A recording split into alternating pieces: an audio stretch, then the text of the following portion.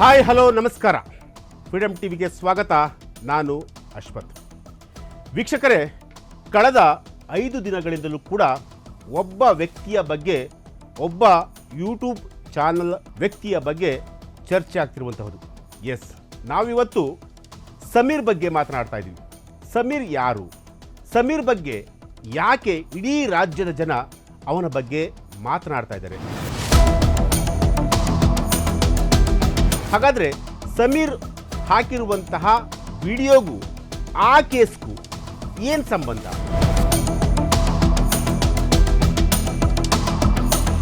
ಆ ಕೇಸು ಅಂತಂದರೆ ಯಾವ ಕೇಸು? ಅದೆಲ್ಲವನ್ನು ಕೂಡ ನಾವಿವತ್ತು ನಿಮ್ಮ ಮುಂದೆ ಪ್ರೆಸೆಂಟ್ ಮಾಡ್ತಾ ಇದ್ದೀವಿ. ನಿಜಕ್ಕೂ ಇದು ಇಡೀ ರಾಜ್ಯವನ್ನೇ ಬೆಚ್ಚಿ ಬೀಳಿಸಿದಂತಹ ಒಂದು ಪ್ರಕರಣ. ಈ ಒಂದು ಪ್ರಕರಣ ಆ ಒಂದು ಸಮುದಾಯಕ್ಕೆ ಅಥವಾ ಆ ವ್ಯಕ್ತಿಗೆ ಬಹಳ ಒಂದು ದೊಡ್ಡ ಮಟ್ಟದಲ್ಲಿ ಕಂಟಕವನ್ನು ತಂದೊಡ್ಡಿತ್ತು. ಎಸ್, ನಾವು ಹೇಳೋದಕ್ಕೆ ಹೊರಟಿರುವಂತಹ ಒಂದು ಪ್ರಕರಣ ಸೌಜನ್ಯ ಅತ್ಯಾಚಾರದ ಪ್ರಕರಣ.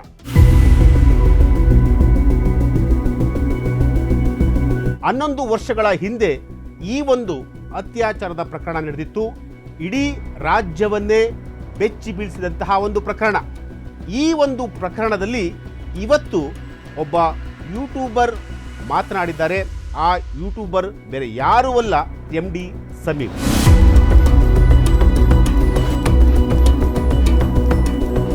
ಹನ್ನೊಂದು ವರ್ಷಗಳ ಹಿಂದೆ ಈ ಒಂದು ಅತ್ಯಾಚಾರದ ಪ್ರಕರಣ ನಡೆದಿತ್ತು. ಇಡೀ ರಾಜ್ಯವನ್ನೇ ಬೆಚ್ಚಿ ಬೀಳಿಸಿದಂತಹ ಒಂದು ಪ್ರಕರಣ. ಈ ಒಂದು ಪ್ರಕರಣದಲ್ಲಿ ಇವತ್ತು ಒಬ್ಬ ಯೂಟ್ಯೂಬರ್ ಮಾತನಾಡಿದ್ದಾರೆ. ಆ ಯೂಟ್ಯೂಬರ್ ಬೇರೆ ಯಾರೂ ಅಲ್ಲ, MD Sameer. Yes, MD Sameer ಬಗ್ಗೆ ನಾವಿವತ್ತು ಮಾತನಾಡಬೇಕಾಗುತ್ತೆ. ಯಾಕೆಂತಂದರೆ MD ಸಮೀರ್ ಬಗ್ಗೆ ಈಗಾಗಲೇ ರಾಜ್ಯಾದ್ಯಂತ, ಅದರಲ್ಲೂ ಕೂಡ ಆ ಭಾಗದ ಜನ ಅವನ ವಿರುದ್ಧ ರೊಚ್ಚಿಗೇಳುವಂತಹ ಒಂದು ಕೆಲಸ ಆಗಿದೆ. ಹಾಗಾದರೆ ಸಮೀರ್ ಏನು ಮಾಡಿದ್ರು? ಸಮೀರ್ ಇವತ್ತು ಆ ಭಾಗದ ಜನರಿಗೆ ಯಾಕೆ ಆಹಾರವಾಗಿದ್ದಾರೆ? ಎಸ್, ಇವತ್ತಿನ ಟಾಪಿಕ್ ಅದೇ. ಯಾಕೆಂತಂದರೆ ಸೌಜನ್ಯ ಕೇಸ್ ಎಲ್ಲರೂ ಕೂಡ ಗೊತ್ತಿರುವಂತಹ ಒಂದು ಪ್ರಕರಣ. ಈ ಒಂದು ಪ್ರಕರಣದಲ್ಲಿ ಧರ್ಮಸ್ಥಳದ ಬಗ್ಗೆ ಧರ್ಮಾಧಿಕಾರಿಗಳು ಜೊತೆಗೆ ಅವರ ಬಾಂಧವರು, ಅವರ ಅಣ್ಣನ ಮಗ ಈ ಒಂದು ಪ್ರಕರಣದಲ್ಲಿ ಇನ್ವಾಲ್ವ್ ಆಗಿದ್ದಾರೆ ಅಂತೇಳಿ ಮಹೇಶ್ ತಿಮುರೋಡಿ ಸೇರಿದಂತೆ ಹಲವು ಘಟಾನುಘಟಿ ನಾಯಕರುಗಳು ಈ ಒಂದು ಕೇಸ್ಗೆ ಸಂಬಂಧಪಟ್ಟಂತೆ ಹೋರಾಟವನ್ನು ಮಾಡಿದರು. ಅದು ಎಲ್ಲರಿಗೂ ಕೂಡ ಗೊತ್ತಿರುವಂತಹ ವಿಚಾರ. ಈ ಪ್ರಕರಣ ಈಗಾಗಲೇ CBIಗೂ ಕೂಡ ಹೋಗಿತ್ತು. CBIನಲ್ಲಿ ಈ ಒಂದು ಪ್ರಕರಣದ ತನಿಖೆ ಕೂಡ ಆಗಿತ್ತು. ಪ್ರಕರಣದ ಸತ್ಯಾಸತ್ಯತೆ ಏನು ಅಂತೇಳಿ ಈಗಾಗಲೇ ಎಲ್ಲರೂ ಕೂಡ ಗೊತ್ತಿರುವಂತಹ ಒಂದು ವಿಚಾರ. ಆದರೆ ಈಗ ಸೌಜನ್ಯ ಕೇಸು ಮತ್ತೆ ರೀಓಪನ್ ಆಗುತ್ತೋ ಇಲ್ವೋ ಗೊತ್ತಿಲ್ಲ. ಆದರೆ ಸೌಜನ್ಯ ಕೇಸ್ ಮಾತ್ರ ಬಹಳ ದೊಡ್ಡ ಮಟ್ಟದಲ್ಲಿ ಸದ್ದಾಗ್ತಿದೆ.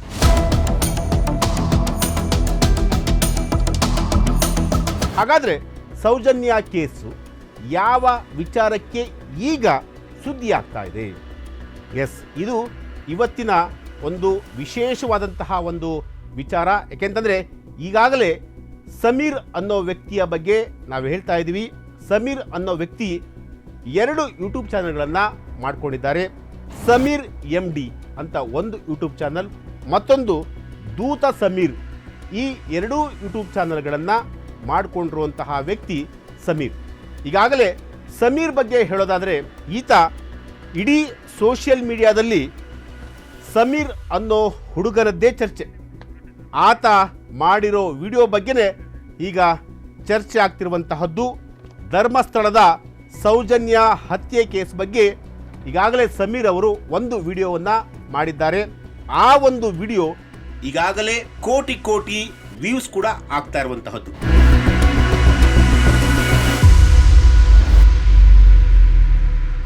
ಹಾಗಾದರೆ ಸಮೀರ್ ಅವರು ಆ ವಿಡಿಯೋದಲ್ಲಿ ಏನೆಲ್ಲ ಅಂಶಗಳನ್ನು ಉಲ್ಲೇಖ ಮಾಡಿದ್ರು? ಎಸ್, ಆ ವಿಚಾರಕ್ಕೆ ನಾನು ಬರ್ತೀನಿ ಈಗ. ಆ ಅಂದರೆ ಸಮೀರ್ ಅವರು ಹೇಳಿರುವಂತಹ ಪ್ರಕಾರ ಊರ್ಗೌಡ ಅಂತ ಬಳಸಿದ್ದಾರೆ. ಸೌಜನ್ಯ ಒಂದು ಕೇಸ್ ಸಂಬಂಧಪಟ್ಟಂತೆ ಆ ವಿಡಿಯೋದಲ್ಲಿ ಊರ್ಗೌಡ ಅಂತ ಬಳಸಿದ್ದಾರೆ. ಹಾಗಾದರೆ ಊರ್ಗೌಡ ಯಾರು? ಎಸ್, ಇದು ಜೊತೆಗೆ ಅಂತಂದರೆ ದುಡ್ಡಿನ ಸುರಿಮಳೆ ಅಂತ ಬಳಸಿದ್ದಾರೆ. ಎಜುಕೇಷನ್ ಇನ್ಸ್ಟಿಟ್ಯೂಟನ್ನು ನಡೆಸ್ತಾ ಇದ್ರು.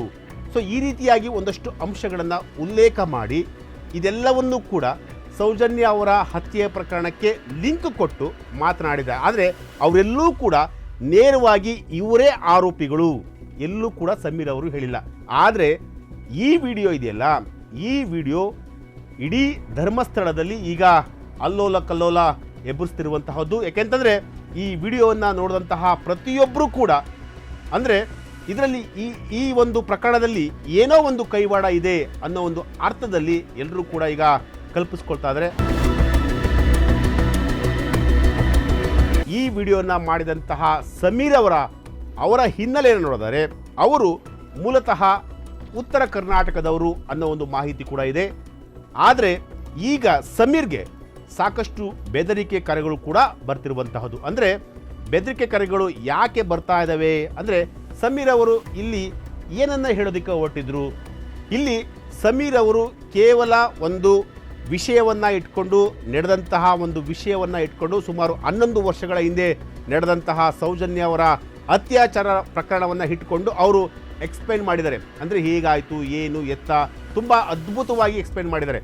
ಆದರೆ ಇದನ್ನು ನೋಡಿದಂತಹ ಕೆಲವರು ಇದನ್ನು ಅವರೇ ಎಲ್ಲೋ ಒಂದಷ್ಟು ಲಿಂಕ್ಗಳನ್ನು ಮಾಡಿಕೊಂಡು ಇದು ಏನೋ ಒಂದು ವಾತಾವರಣವನ್ನು ಕ್ರಿಯೇಟ್ ಮಾಡಲಿಕ್ಕೆ ಹೊರಟಿದೆ ಅಂತೇಳಿ ಈಗ ಸಮೀರ್ ಮೇಲೆ ಎಲ್ಲರೂ ಕೂಡ ಮುಗಿ ಬೀಳುವಂತಹ ಒಂದು ಕೆಲಸಕ್ಕೆ ಕೈ ಹಾಕಿರುವಂಥದ್ದು. ಎಸ್, ಇದು ಸಮೀರ್ ಅವರ ಹಿನ್ನೆಲೆ ಜೊತೆಗೆ ಸಮೀರ್ ಅವರು ಹೇಗೆ ಈ ಒಂದು ಕೇಸನ್ನು ಎಕ್ಸ್ಪ್ಲೈನ್ ಮಾಡಿದ್ದಾರೆ ಅನ್ನೋ ಒಂದು ವಿಚಾರಕ್ಕೆ ಸಂಬಂಧಪಟ್ಟಂತೆ ಈಗಾಗಲೇ ಸುಮಾರು 8 ಕೋಟಿಯಷ್ಟು ವ್ಯೂಸ್ ಕೂಡ ಪಡೆದಿರುವಂತಹದ್ದು ಸಮೀರ್ ಅವರ ಯೂಟ್ಯೂಬ್ ಚಾನಲ್. ಜೊತೆಗೆ ಅವರಿಗೆ ಈ ಒಂದು ಪ್ರಕರಣದಲ್ಲಿ ಬೆದರಿಕೆ ಕರೆಗಳು ಕೂಡ ಬರ್ತಿರುವಂತಹದ್ದು.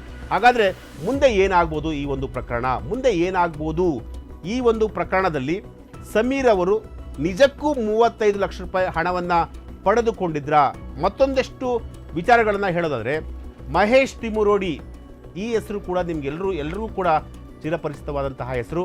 ಮಹೇಶ್ ತಿಮುರೋಡಿ ಅವರು ಕೂಡ ಧರ್ಮಸ್ಥಳದ ಧರ್ಮಾಧಿಕಾರಿ ಮತ್ತು ಅವರ ಕುಟುಂಬದ ವಿರುದ್ಧ ನಿರಂತರವಾಗಿ ಹೋರಾಟವನ್ನು ಮಾಡಿಕೊಂಡು ಬಂದಂತಹ ವ್ಯಕ್ತಿ.